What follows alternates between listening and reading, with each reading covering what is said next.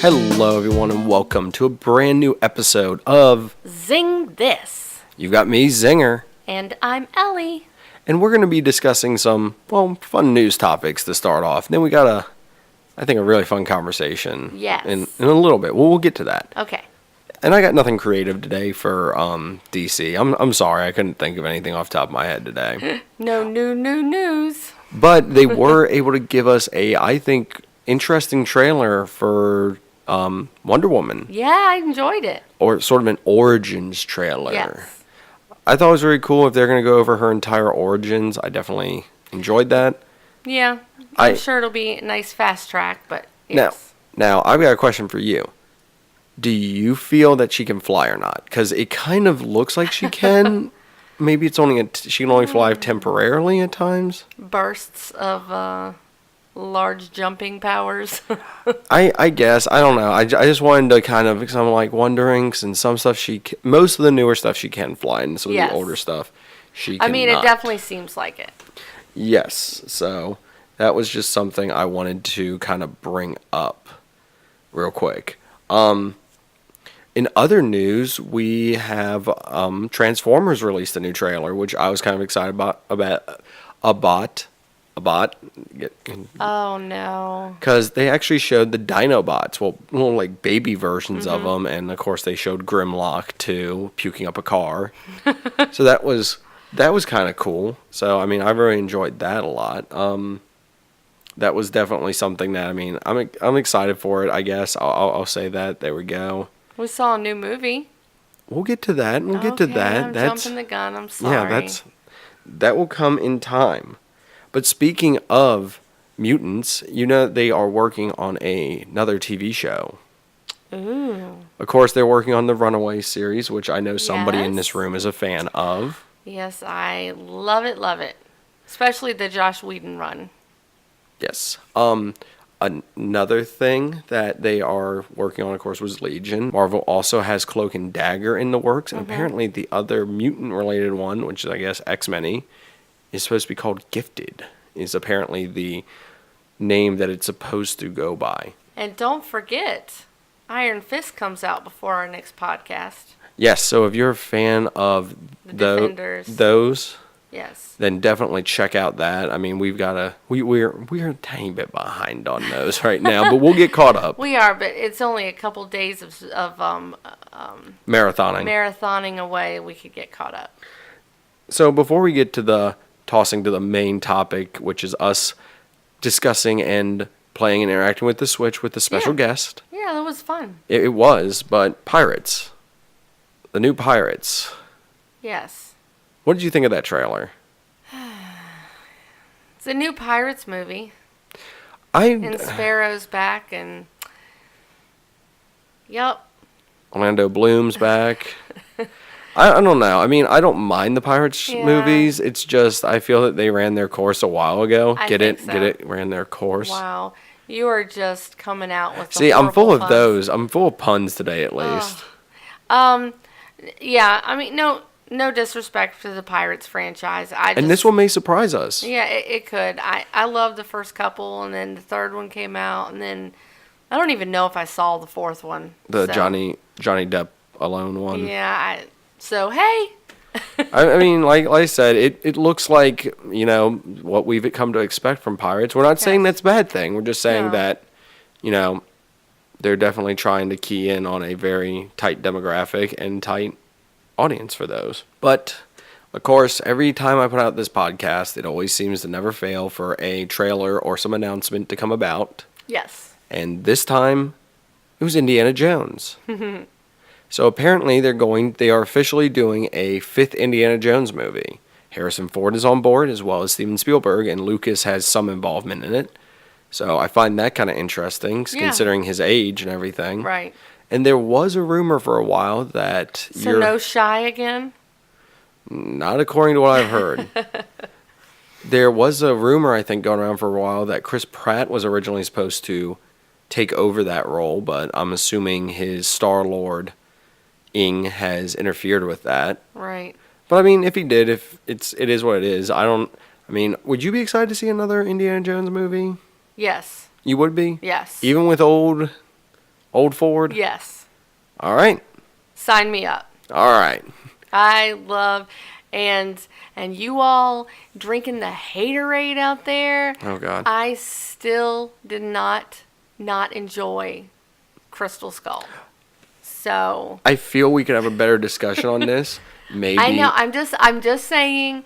I love the first three, but the fourth one I still did enjoy as well. Maybe after we're done with Star Wars, we could do another franchise. Well, of course, we're going to keep following them up, but Yes. maybe that will be our next one. Who knows? Indie. Or maybe it's Lord of the Rings. Or What do maybe you it's want? Matrix. Who- No. Oh, wow. No. That's another conversation. Yes, it is. We're going to go to break real quick, and when we get back, we're going to have that fun discussion on the Nintendo Switch.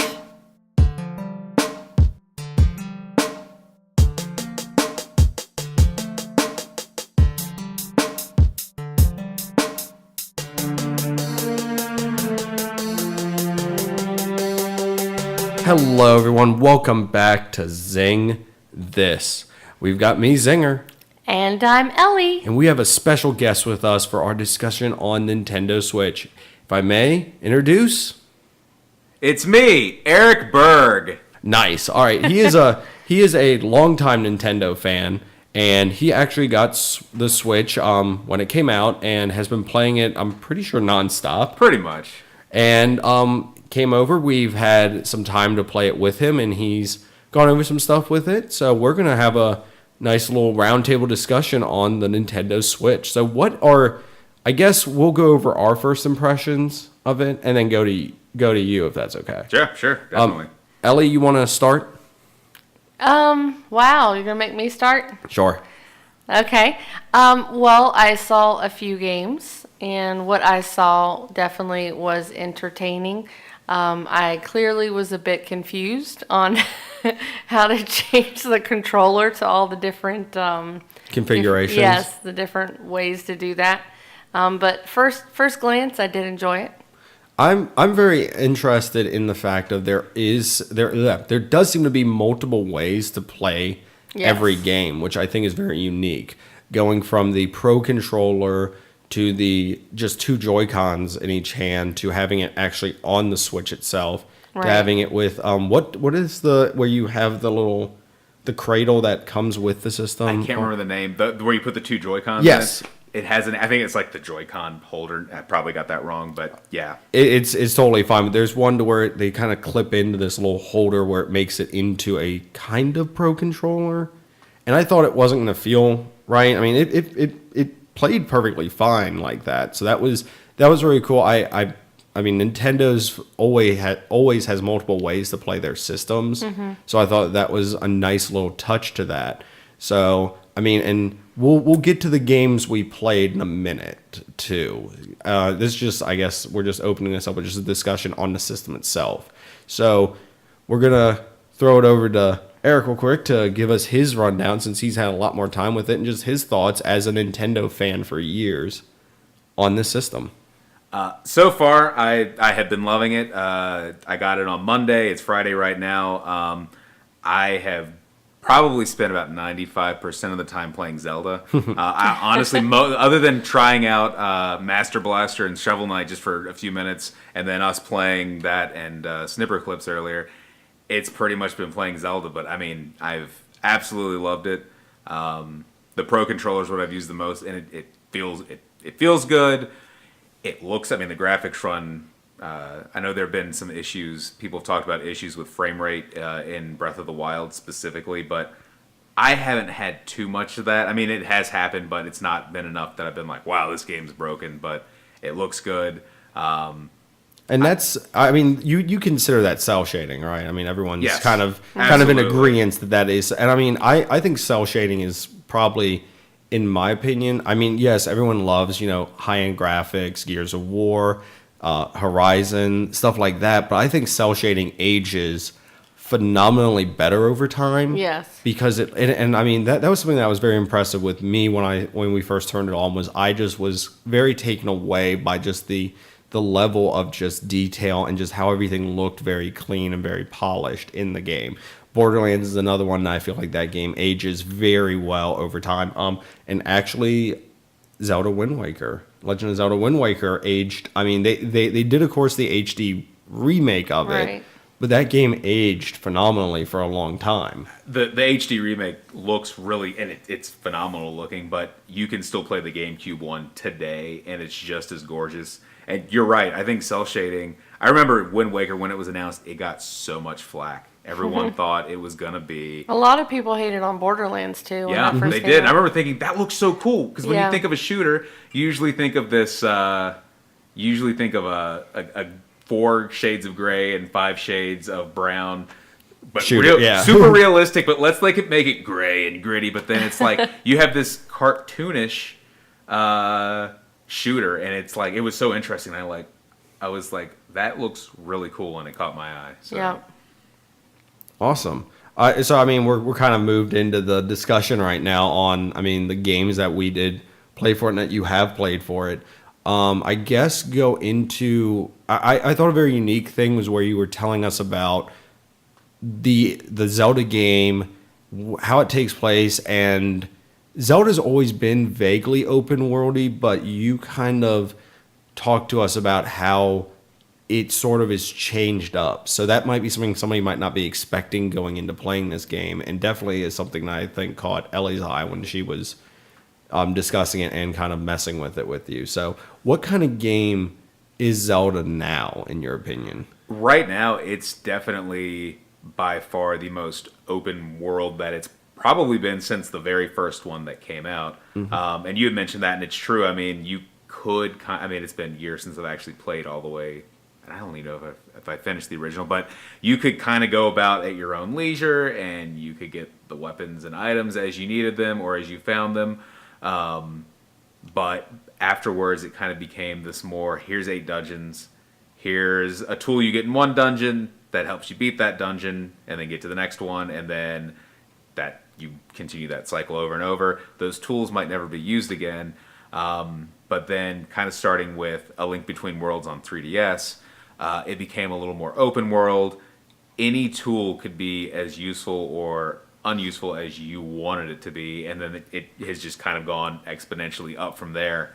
In some Zelda games, the Fire Wand was like the main item in a dungeon, but then the one I showed you all, I got on a random monster that I ran into in the wild right before I came over. So what was once this was the whole point of a dungeon. It was, oh, hey, this enemy's now holding it, and I picked it up, and I could probably go back later if I lost it or mine broke, and I could probably get another one if I wanted to. That's actually, you brought up a very good point, is the items in it. I mean, I'm used to playing a Zelda game where it's like you got to get the Bigoron sword or the Master Sword or, certain weapons, and I was very surprised when you turned it on and you had a skeleton hand.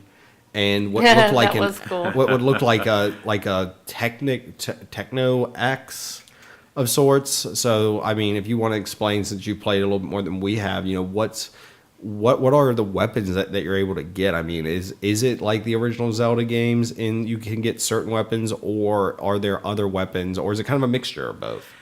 It's kind of a mixture. I mean, so far, there are certain enemies you kind of expect to have certain things, like when you fight bokoblins, you'll find clubs, you might find a kind of weaker sword or a weak shield, but then you'll run into, you'll go into one of the shrines where you'll fight sort of a smaller version of these guardians, which are the kind of big robotic menaces you'll find in the field. These smaller versions, which will have the techno weapons.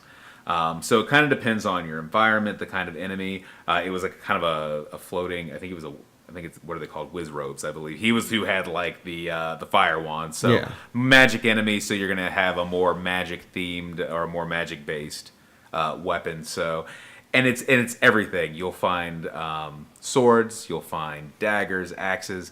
You'll find a mop, skeleton hands. You found skeleton hands, and you have big and small ones. You'll find rusty old weapons that aren't. They might be strong, but because they're rusty, they'll break a lot easier.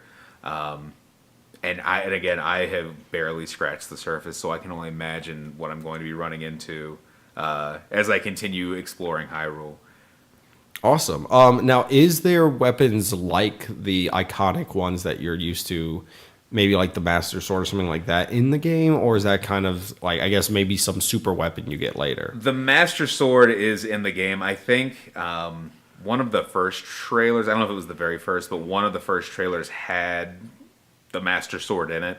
Oh, it was where it was in the... It was in the pedestal or whatever. And it was rusted. Yeah. Okay, yeah, So that's right. It's there, so I think eventually you do get it, but I think I'm a ways off from there. Okay, cool. I mean, that was definitely a very unique thing. When I saw, like, when you turned it on, I was like, that's not something I'm used to seeing in a Zelda game. And I mean, it's very open world as well. So that's definitely a change. I mean, like you said, it is a change up. And I mean, you kind of do dungeons, I guess, or you're used to in Zelda games doing dungeons, but these are sort of mini dungeons, you said, that are scattered all throughout the world. Right. There are, I think, 100 scattered throughout the world, and they can range from quick little, like, hey, here's a new thing, a new tool you just got. This is how you will use that to solve this puzzle. Sometimes it'll be a little more complex, and it might be, here's 3 or 4 or 5 different mechanics, and you need to kind of figure out how they all work in conjunction to get from the beginning to the end. So, and then some are just straight up fights, and you get your what handed to you. If you're not ready for it, like I did earlier, I think I died like 4 times at this one fight. I probably should have saved that one for later, but I succeeded. Awesome. Ellie, you got any questions about the Legend of Zelda game? Or any comments too. Well, I think it's interesting as far as the weapons, that so far you haven't run into any way to repair them or anything. It seems like that you just, if it breaks, you move on to the next one. Right. So I think that would be a little hard for me because I'm used to playing games where I can, get things repaired or beefed up or whatever the case might be. So when I first heard that, I kind of was worried because I'm definitely the kind who is like, I like being, I want to know that I have what I need.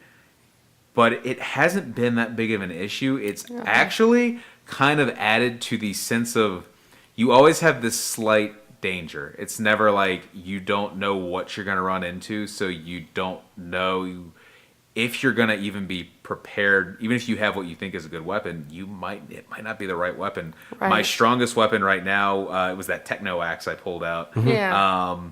It's a pretty strong weapon, but it's really slow. It's a dual hand, so those take a little bit of time to kind of wind up. And I mean, if I came across a strong and fast enemy, I'd kind of be up the creek without a paddle. So, but it's that little sense of danger has been what I've really enjoyed. Like it kind of keeps me on edge, and I'm wandering, and I purposely am getting lost looking for just whatever. But I also kind of have this little tingle, like, oh gosh, what was that? What was that branch that cracked over there? What was that little growl? Was that just a bird in the distance, or was that a monster going to attack me? So, and it hasn't been hard either. If I find myself down a couple weapons, I've had 5 things attack me, and I've had a couple weapons break, but they'll all drop weapons to at least keep me that I have something until I can find something better and I can discard it and make room. Do you find do you run out of room quickly, or is there a way to upgrade your satchel where you can make more room? You do run out of room very quickly. Okay.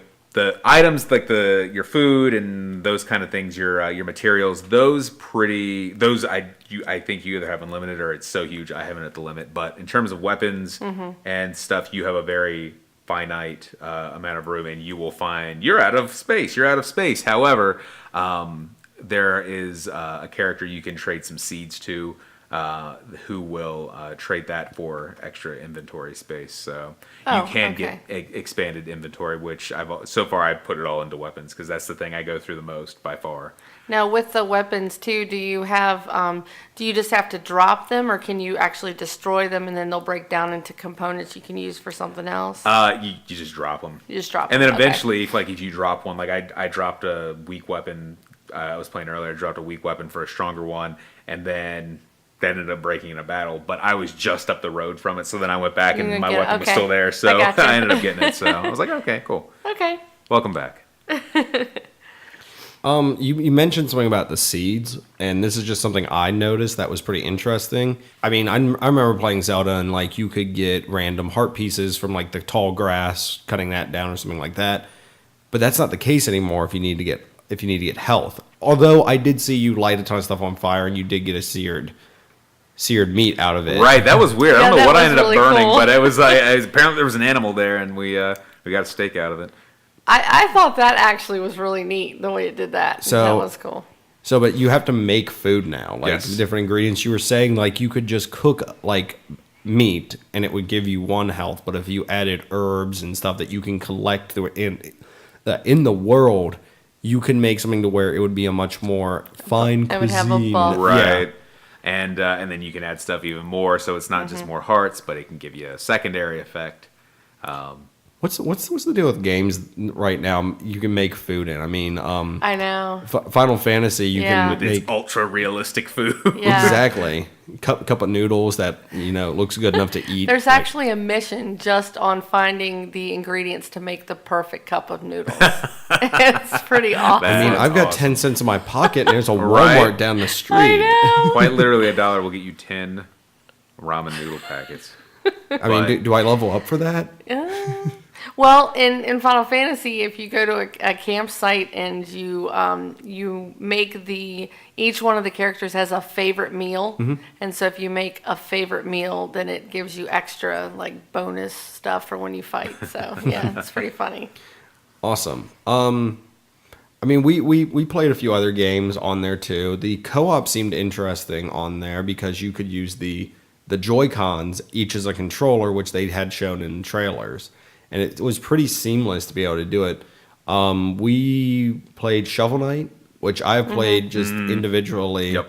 on, I think, 2 different systems. And, Yeah. I mean, it played very, very similar to that. And it seems like the co-op is both a hindrance I and know a that was help. fun watching. I was gonna Because s- you can bounce. Bouncing on each other. Yeah, you can Yeah. bounce off each other, which we discovered would help, but also immediately. I was gonna say at one point, Hurt I us. think I bounced off of you and sent you down a pit, and then I thought Followed, yeah. I was using you for leverage, and then we both went down the pit. So that was interesting to play that. And the other game we played, which is, I feel like this is a very cliche Nintendo game, if you would say so. That game was, Snipper clips. which That was so much. That looked really fun. So- I was enjoying watching so that. just to explain the game real quick, I'll try to do this. All right, I was gonna say let's. let's see what your take is. All right, so to explain the game, it has to be played co-op, and we did figure out that you No, can. he said there You was can a, play. There is a single player. Yeah. I apparently what everyone has said though it's not as good. Oh, okay. Yeah. You get it for the co-op. All right, so Yes. we went to go play, and you play as these 2 shapes, kind of that have great faces. Yes, I the love the shapes faces. can move around. You can make them, stand up higher or crouch down. Yep. But what you can do is snip pieces off of your partner or your adversary, I guess. But you kind of got to work together. But you can Mm-hmm. snip each other parts off. But there's a gold where you like have to get a ball or an egg or some kind of item from one side to the other, or you have Fit to into cut the your shape. cut your Yeah. self into a shape. It's very fun puzzle solving, and it kind of made me reminisce about Portal, as ironic as that is. I guess, I mean, they're both puzzle solving games, so there's that. But that was actually a lot of fun. And when we were closing out that, we did notice that you could play up to 4 players, Right. which I was like, that's crazy, because we were having enough trouble with some of them with 2, Right. especially the Firefly. Oh There's my one where you gosh. had to get a Firefly in there, which I don't Yes. think we were doing that right. I wonder if again we don't know, but I mean I wonder if there are different puzzles. Maybe if you select more, because some of those, like, I feel like 2 is the perfect number. Yeah. But I wonder if like they'd be modified, or are they somehow just completely different if you have 4 people doing I'm it. sure they are, and I'm sure that just dawned on me. I'm sure it's very much like the commercials and all the tech demos we were seeing, where it would be 2 people, 2 groups of people showing up, putting their console down. You put your console down. You both take out your Joy-Cons, and 4 people are playing within the same area, which is the local network thing Well, that Nintendo's really. yeah. Right. I mean, And I their feel like- DSs have. I had feel that. like if they do the 4-player, you could do 2 teams of 2 against each other too. Maybe, Oh, maybe that's yeah. what I mean. Like I said, That would we be weren't able fun. to do it, but that Right. might be what it is You too. could race to see who could solve the puzzle first and that kind of thing if they So- split it. So we're kind of discussing now, I guess, how the system works and everything. And I Yes. mean, you're actually, Eric, holding it right now in your Right hand, and now. you could you could essentially turn that on right now Yep. and play it as if it was plugged into I could do it. I hit the button at the top. It's in sleep mode right now, but I hit it, and it asks me to go in, hit the button 3 times. There we go. I'm in. So you're able to play that right now, just sitting here in a chair. TV's not even nearby. Right. And I mean, you could technically take that on, like, if you were going, if you were going on like a bus or something like that. Like, let's say you had to go run some errands and you're bored on a bus or something like that, or in a taxi. You could technically take it with you, Pop it out. play it there, Or at work. or Or at work, which I've not done yet. But I was trying to save people from very awkward discussions. Oh, not saying that we. I feel like would do everyone that. online has been like open about it. I'm bringing this to work. So. But the battery life is, I know, something that a lot of people have brought up, and you Yeah. said that you haven't really tested the limits of it yet. 'Cause, I Right. mean, you haven't needed to. I was gonna say I've played mostly docked on TV where I don't have to worry about it. But yesterday I popped it out last night and I was like, I'll play Zelda on this for a little bit, and I played for. I didn't really time it, but it had been at 100%. It was at 90% when I got done and went to go put it back in the dock. So I mean, it definitely ate through a tenth of the battery. So Are you? I have a question for you. Sure, Are you a DS player? I am. Would you say that is would this the replacement? Would that replace a DS for you, or do you? I don't know. I mean, on the one hand, I mean, this is totally going to be my next trip where I do that. I mean, this is going to be my primary thing. The thing that currently the DS has over it is I have more games for it, and the battery can last a lot longer on it. So, I mean, I'll have both, but I mean, I know primarily right now this is going to be my focus. So, end of next month, I'm going to be on a 12-hour road trip down to Mississippi for a wedding. So, I mean, this isn't going to last the whole time. I'm going to have to charge or get a battery pack, but I mean, I'll probably bring the 3DS, but it probably won't come out because I'll be playing this. That being said, there have been a few things. Nintendo themselves have said the 3DS isn't bad, or isn't dead. It's not dead. There still is a life ahead of it. They announced a game last year for it. It was supposed to be it was a new IP, and it was a really cool looking game. And I'm like actually kind of looking forward to it for 3DS, but we haven't really heard much about it since E3. So. Who knows? I mean, it's been said it happened with Breath of the Wild where Nintendo's like, no, it's going to be on the 3DS. And they're like, oh, we upgraded it. Now it's going to be for the Switch. So they've done it with other things before. So who knows what's going to happen. But, I mean, I will still play my 3DS. I mean, I enjoy a good round of Pokemon. Sun and Moon. Sun has been I was up until this came out. I mean, I was playing it every day. I love since Phoenix November. Wright games. So. Right. So, and then they've even said too that there will be a successor to the 3DS. So, whether they're going to do something that. I mean, because then in some ways they might be 4DS. competing, right? The 4DS, where it's just you can see in time, you interact with it like in real time, right? And quantum mechanics. A ton of people just wandering around with their arms out. Right. Pokemon Go was the test for that. No, I could totally see them do. I mean, Nintendo. I mean, that's one place they have always shined is their handhelds. You're I right. mean, I've enjoyed all of their consoles. I mean, obviously some have been more successful than others, and the Wii U is a perfect example of one that was not successful, although I loved the heck out of my Wii U. But the 3D, I mean, everything up to the 3DS, when they're like, oh, the PlayStation, the PSP, and the Vita, they're going to kill the DS and the 3DS, and they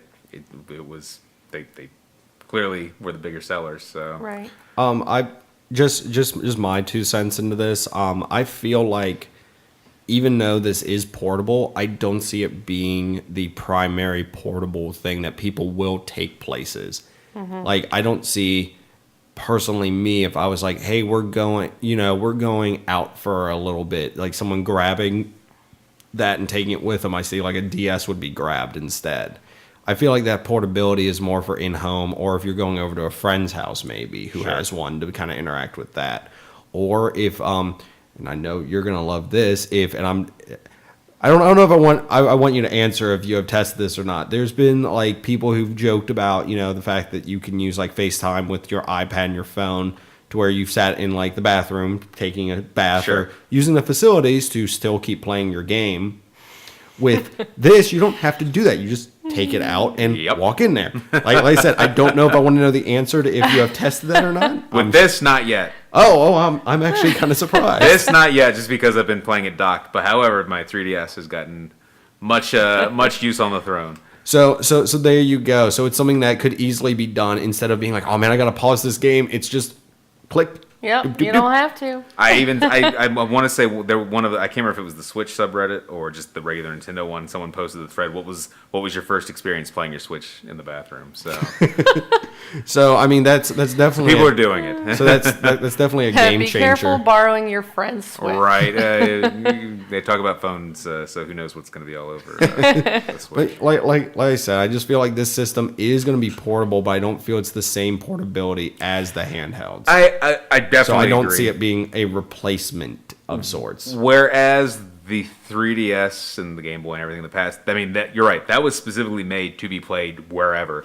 What I think about, I mean, yeah, take it with you, portability. I think what makes this nice is Nintendo is really, I mean, and you kind of mentioned something earlier. I mean, they are known for their couch multiplayer. Yes. They like people being together, and it's fun. And I mean, it's sure, I like playing a game online, but I do like sitting there, giving a hard time to the guy who just killed me in Smash Brothers. Yeah. I mean, I it's think what they want to do, because apparently there's going to be a lot of ways in the future where you can connect multiple Switches, and I think that's what they kind of want. Is it's sort of like, say you had one and we're like, oh hey Eric, come over, let's play a game of Splatoon. So I think it might have split screen when Splatoon does come out, but then if we had multiple people, I could be playing on my Switch on my screen, and then you could have one hooked up there, and you almost do sort of a local LAN or something like that. So I think it's sort of like, hey, instead of having to be all forced into one copy or whatever, I can have my character. You can have your character. We have it on our systems or whatever. so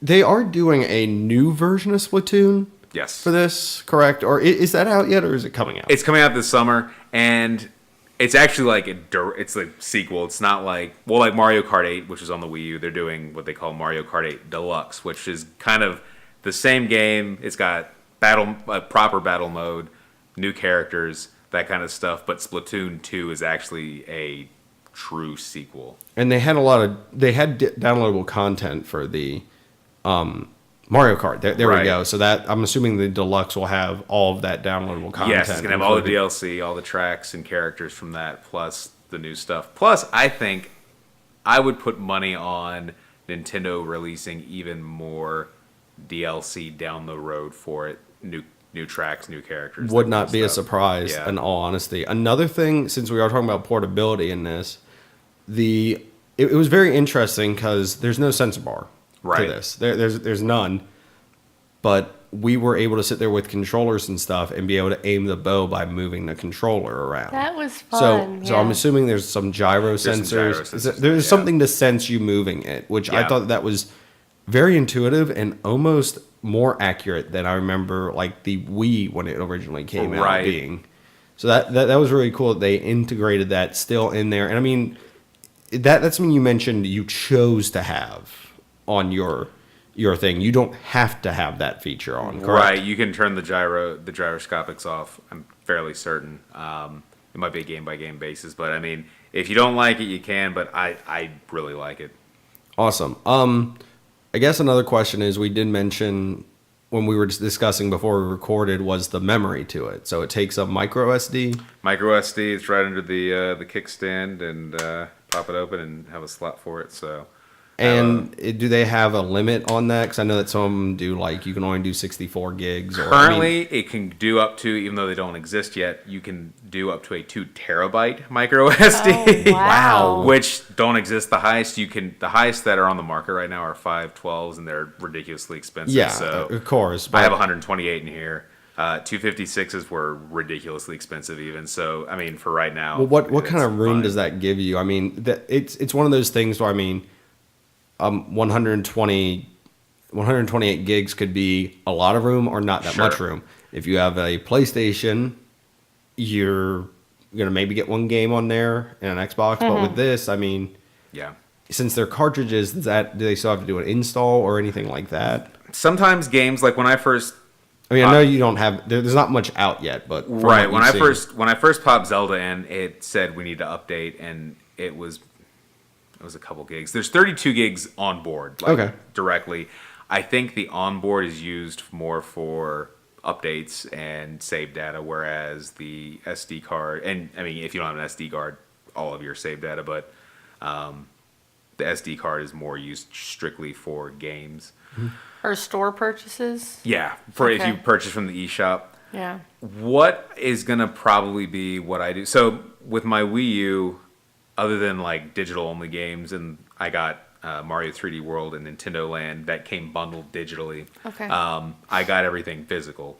And it made sense because I mean I have the system there. I didn't really take it anywhere with me. Whereas my 3DS, I started out getting physical and I moved to doing digital only. And it was so convenient because on this one device I had all of my games. Right. So I think with the Switch, it's sort of going to be a case-by-case basis. Like I got Zelda, I could have gotten it from the eShop, but I got it physically. A, the box was really cool. But B, it's the kind of game I'm going to play the heck out of. I'll eventually put it away. They have DLC. You can actually get it now. It's coming out in 3 stages. There's like some stuff that you can get just kind of as a thanks for buying it. But then they're developing the final rounds that are going to come out later this year. Okay. Those are the kind of games that like, and I'll play the game again when That it stuff comes out. comes But out, otherwise, right. I don't want it to take up space on here if I'm not going to be playing it. However, a game like say Mario Kart or Splatoon or the inevitable Smash Brothers game, I'm going to want to have that with me wherever I go, so I can at a moment's notice hop in and be ready to go. So the games that I know that I'll be playing a lot and with some regularity and probably potential for some multiplayer, I'll probably download. But something like Zelda, which I'll play the heck out of and then put away for a while. Cyclical. I was going to say I'll keep Yeah. those physical. So Okay. I mean, this is a discussion I'm sure we'll have one day on the podcast about digital versus hard copies and the difference between that. And like I said, I have opinions on that. I feel like Sony and Microsoft kind of push digital because for some reason you can download the entire game smaller install. for a smaller install Yeah. than the actual disc version. But on that, I was just kind of saying that because I mean, you brought up a very good point about being able to. There are certain games that you want to have portable with you that you would want to have to be able to. I don't need the cartridge in here. I want to be able to play that on the go. Well, So that is, and kind of like what he was saying about how he thinks that eventually it'll be to the point to where maybe it was especially like a Smash Brothers where you could just bring yours and do like a local Exactly. connection. Yeah. So I think that's a good step by Nintendo. I mean, digital versus hard copies are a discussion that I'm sure we'll have one day. But for this one, I'm thumbs upping that and saying that's a good idea because, I mean, the console can be technically an on-the-go console, and I can definitely see them bringing back the LAN party thing, which I mean we were. There's already you can already buy, like Nintendo has put out a LAN adapter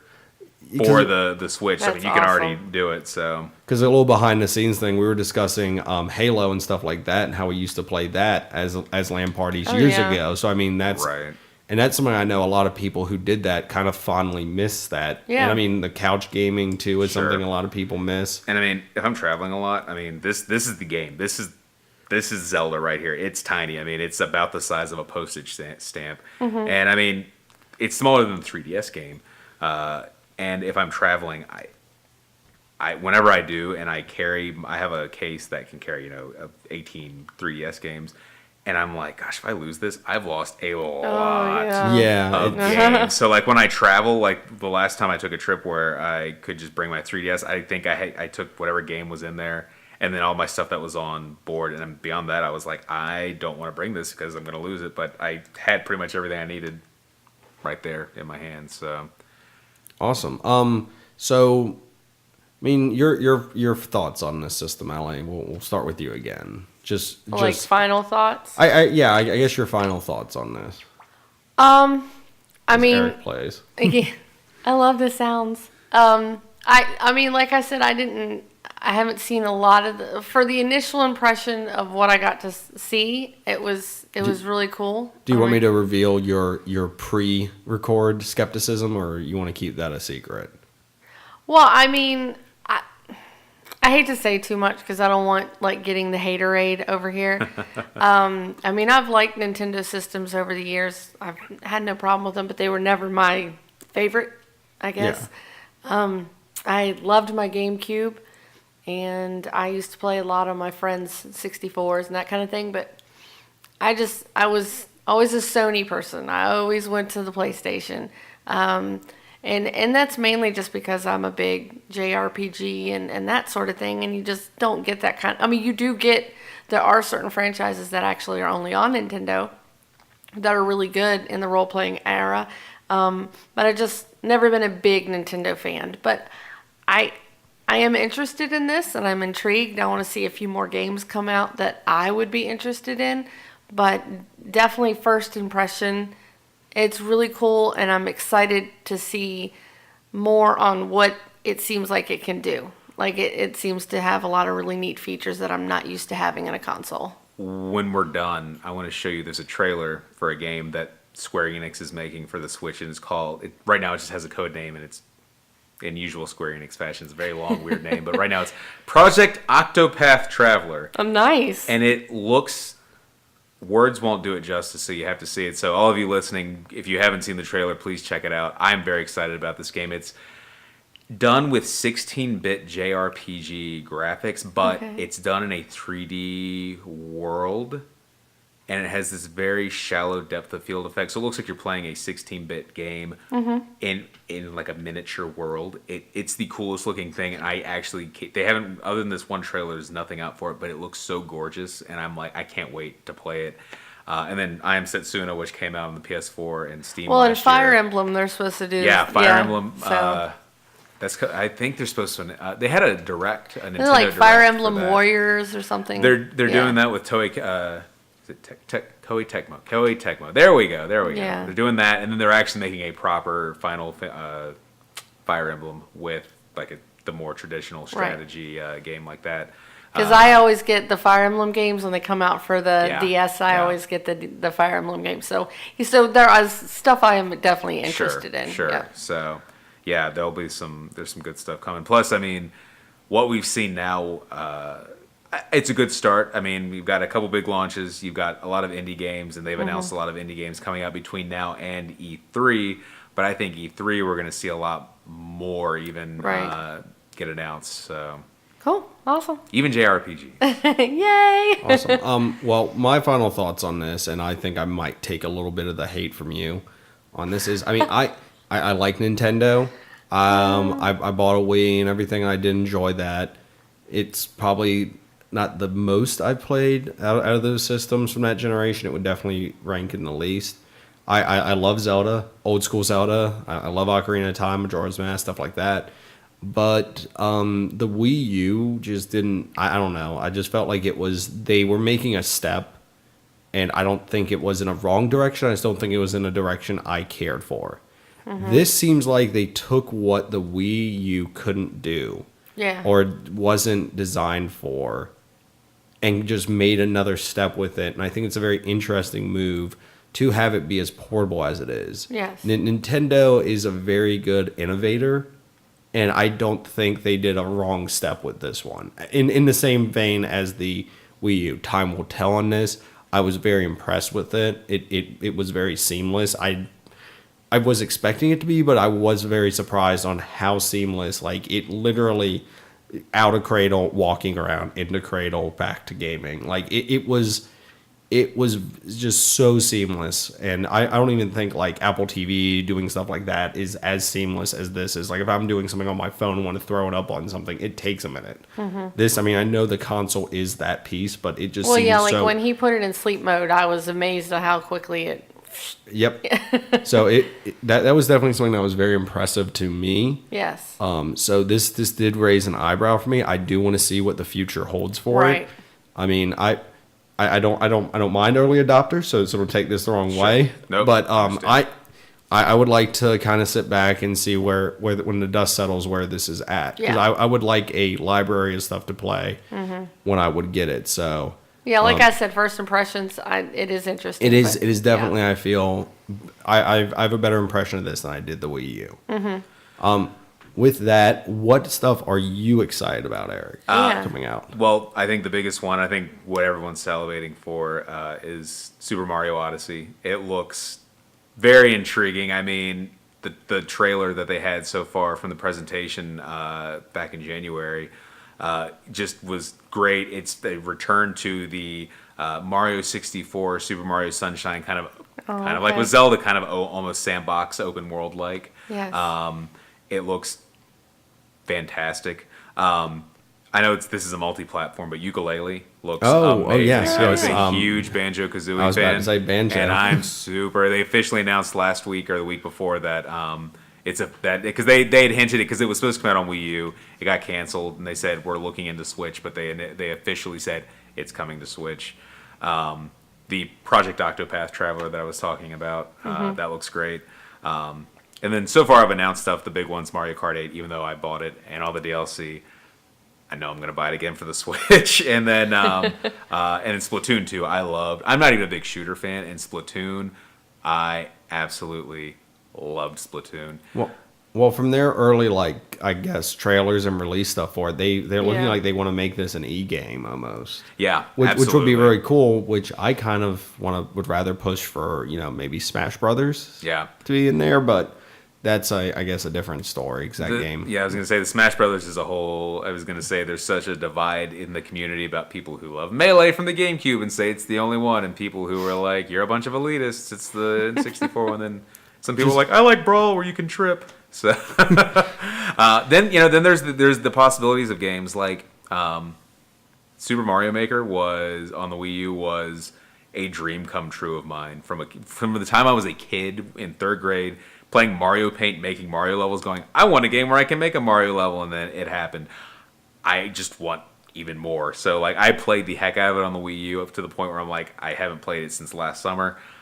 But the second they say we're making a new one with new Mario games to make levels in, I will buy it. You're like, sign me up. I will be there day one making Mario Shut up and levels. take my money. Yes. And then, of course, Smash Brothers. A lot of people think they're going to do kind of the Mario Kart 8 route where they'll do kind of a definitive complete, version. Yeah. They'll have all the 3DS and Wii U stuff, all the DLC, maybe a new character or two. Some people say they're just going to wait, and then because usually Smash is a one generation game, and I will buy it day one and probably take off from work to play it. So awesome. All right, Aric. Well, we want to thank you for being on. I mean, it was a pleasure to have you on to play this Nintendo Switch. And if our listeners want to, where can they find you on the internet? Well, first of all, thank you all for having me. I had a great time. This is my first time being on a podcast. I'm very excited. Yay. So it was great to have you. So thanks for having me. If you want to find me online, I'm on Twitter. My name it's under Aric Berg. My name is a little unusually spelled. It's ARICBERG.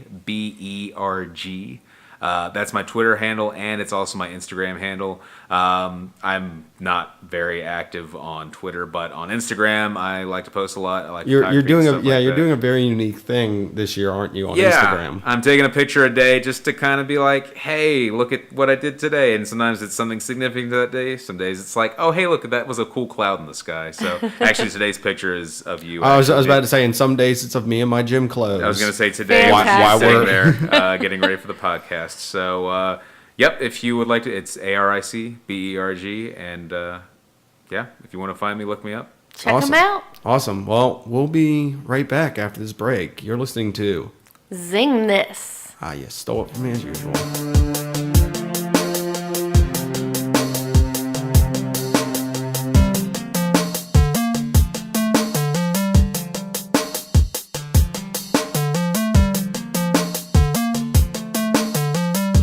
Hello, everyone, and welcome back. Wasn't that a fun discussion with the Nintendo Switch? It was. I actually pretty excited. And thanks again, Aric, for being on. We really definitely appreciated you coming over and getting to let us enjoy that and play it and get to be hands-on with it instead of just being speculative. Yeah, about it. Made me excited about Zelda again. There you go. That's definitely an accomplishment. Now, we did go see Logan. Yes. So we are going to discuss Dim that. feelings. We're going to discuss that real quick, spoiler free, and then I will clock it. We will give a 2-minute time frame where we will discuss 3 minutes. 3-minute time frame where we are going to discuss spoilers. So we will warn you when that begins. I will time it, so if you want to skip it, if you haven't seen the movie, we will make sure that we don't ruin it for you. We're not Yes. spoilers here. No. All right. With that, Ellie, what did you think of the movie? This is not the start of the spoiler part, though. Right. So, what did you think? I loved it. All right. It had a very good depiction of what he would be like as a older man. Mm-hmm. And just the whole... I just like the dynamics and the relationship between three of them. You know, Yeah. Logan, Laura, and... Professor Xavier. Yeah, Professor Xavier. I like the You were going whole... to say Patrick Stewart, weren't you? I kind of was. Oops. But I love the storytelling part. And I thought it was necessary. Some movies, they go too far into that kind of stuff, but I thought for this one it was really well done. All right. I'm going to save my opinion for the spoiler part.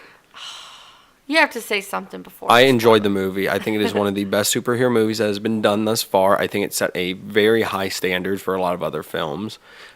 Of course, cinematically for other comic book movies, but I think it set it only for certain types of comic book movies. I don't think everything could work this way. Right. 'Cause I think Yeah, they did- that's what I'm saying. Not all stories can be told like this, but I thought it Yes. worked well with this story. All right. Yes. So with that, we are going to 3 minutes. You think 3's enough? Yes. All right. Spoiler alert and official spoiler stuff begins. Well, jump 3 minutes ahead if you don't want anything spoiled for you. And 3, 2, 1. All right. My personal opinion on this was an amazing swan song for the character of both Wolverine and Charles Xavier. Yes. Or Logan and Charles Xavier. And as well as, in my opinion, I know you're going to get on me for this, the X-Men franchise as a whole. I thought this wrapped that whole genre up pretty nicely. Ellie does have a problem with me saying the X-Men franchise because she said this is a Wolverine movie. I feel that it is kind of both because it does touch on more of the X-Men than the other ones did. But I'm trying to get through This is through not, this real ladies quick. and gentlemen, this is not an X-Men movie. Sorry.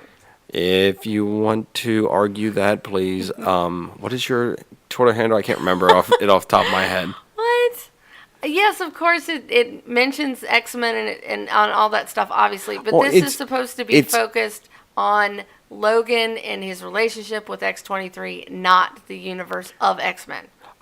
Once again, I think it was a fantastic swan song for the character. Crazy killings. Yes. Like, oh my gosh. Brutal. Very brutal. Brutal. Awesomely brutal. I did actually, there was originally, remember I mentioned about they should have had Sabretooth in it? Yes. There was supposed to be some stuff with Sabretooth in it, allegedly, and he was supposed to still be young. Oh. Because he was not being poisoned by the adamantium like Wolverine was, and he was supposed to okay. make a ton of comments at him because at that, Like old man jokes? something like that. Okay. So that's allegedly that was kind of scripted, but they felt it broke up the story pacing. Okay. There was also some other stuff involving Jean that Yeah, kind of broke it because up. I think if Wolverine was involved, Sabretooth was involved, I feel like it would take you'd be switching back and forth between them and then Wolverine and X-23 when the focus should be the other two. All right. As my final opinion on it, real quick, this might cause some hate mail. This might cause some very, very bad hate mail. I think they did a better job in this movie for the death of Wolverine than the comics did. I think that this is a more poetic and more appropriate death than they gave him in the comics. I understand the comic had a lot of great points to it. In my mind, if Wolverine were to die, this was an amazing way to do it. X-24 doesn't bother me as a just clone of him. Mm-hmm. So, I mean, I know that might bother some people. I thought it worked for the story, and it did an amazing job with it. You have 30 seconds. Yes, I also did not have a problem with X-24, just because I think, of course, every movie is an interpretation. So this was just their version of that whole storyline and how it works. So I didn't have a problem with it. All right. Well, we've got 10 seconds left for the spoiler parts of it. I loved all the killing. Wow. Yep. And I did really, really like that. Time's up. Time's Oh, up for spoiler no. stuff. Okay. I just want to beg people for like 15 seconds more. Yes. All right. 15 more seconds. Ellie's got it now. Okay, I just wanted to mention that one scene when Xavier does die, and I thought that... Oh, that was so... Well, that's what I'm saying. It was really heart-wrenching. Everything in this was bittersweet. It was a bittersweet for everybody. And what really killed me really quick is just when Xavier... shoot, I'm saying this wrong. When Logan got to him and he kept... And he said, that wasn't me. That wasn't me. Oh my gosh, that tore me up. But it was a really good scene, though. Okay, so 30 seconds. All right. Okay. So, non-spoiler stuff now, people. If you did accidentally tune in for spoilers, we apologize. We went a tiny bit over, but yeah, we really enjoyed this movie, and I think they did a fantastic job with it. And we might see them again. Both the actors have kind of hinted at if there's a Deadpool thing, then they might be involved. So, right. Who knows?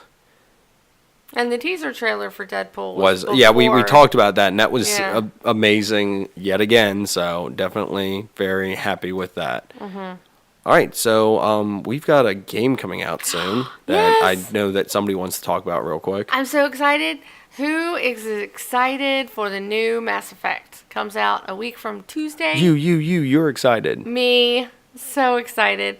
I can't wait to play. I want to hear what you guys think. You need to go out there and play it, and we'll just have a fun conversation about it, even if it's only on Twitter or Facebook. Or you can email us, too. Or you can email us. We want to talk about Mass Effect. I'm so excited. Again, since we already did an entire episode devoted to it. So excited. But I'm sure we could bring up the game again somehow. Yes. All right.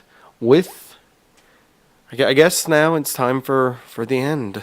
Okay. This is our end for this episode of the podcast. So, what are some of the best ways to listen to us? SoundCloud. And of course, that's Zeng This. iTunes. Give us 5-star reviews. We greatly appreciate them. We will read them on the podcast as well. Yes. We have Stitcher. And we also have Tuned In now. Yep. So we're on those. You can also find us on Facebook, Zeng This. Yep. And if you want to tweet at us, it is... at Zeng This.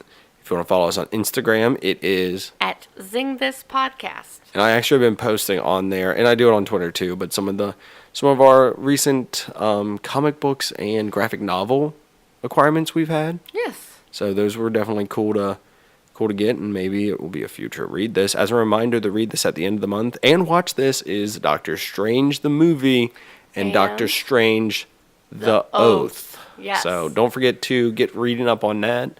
We might even give you guys a surprise on what our next Read This will be very shortly after this one. So that one might be something to keep your ears and eyes out about. And if you would like to watch us play some video games, you could go to twitch.tv/ZingThis. And if you want to help contribute to the podcast, you could go to www.patreon.com/ZingThis. And there will be some extra content coming on there very shortly. Finally. I've been putting stuff up. This is original content, yes, though. The other stuff exactly. was from the YouTube days. Yeah, oh gosh. And finally, if you want to email us, it's zingthis@gmail.com. Yes. And once again, as always, play us out, DJ Golden Boy. 89. 89. There's just one 89. Just one. I just was repeating. Why hasn't the music gotten louder? Why are we still talking? What? Play that.